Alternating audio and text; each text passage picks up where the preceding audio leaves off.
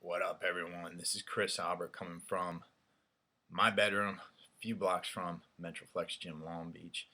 I had a question come in today from Nick asking me what my perspective is on cheat meals. Um, well, there's a couple of factors in here. One is the mental factor. If you're dieting, particularly for a bodybuilding show, cheat meals can be an invaluable tool that you can use to keep you from going fucking insane, right?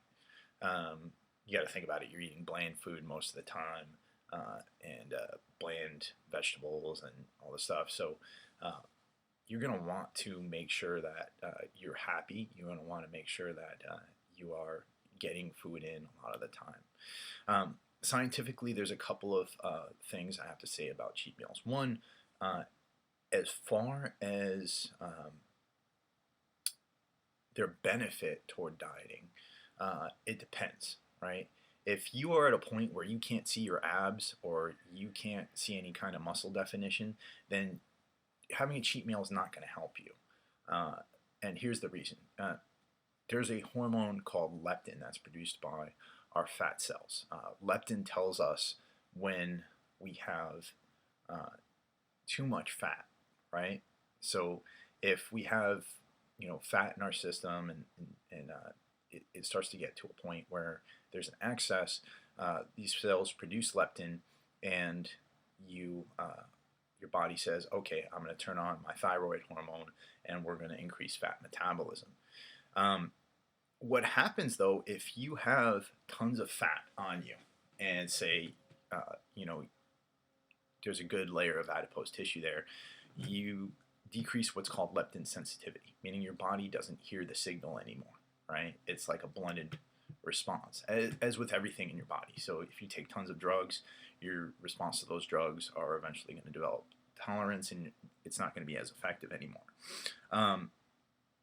So what you need to think about is where you're at. If you're at a point where you are going to not be able to see your abs, then yeah, a cheat meal is not going to help you there. But if you're getting leaner and you start to get below 10%, we have to remember that our bodies don't really want to give up fat beyond 10%, right?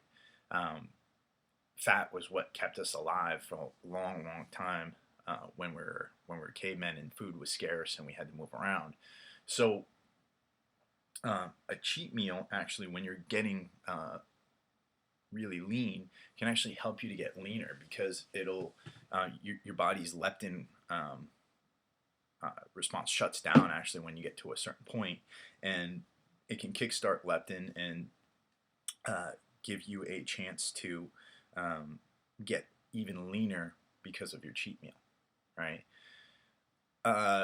As far as frequency of cheat meals, one, I wouldn't do it more than once a week or every other week.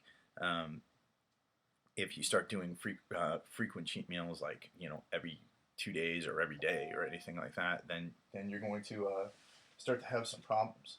The other thing you should think about is what type of cheat meal. Now, when I tell my clients to go have a cheat meal, I don't mean go out and have sweets, right? Sugar, insulin, all kinds of things can happen because of that, right? So you're going to be starting to store carbohydrates at a rapid rate, and that could really affect your look. I mean, go out and have something fatty, salty, like a cheeseburger or something like that, or a pizza. Donuts.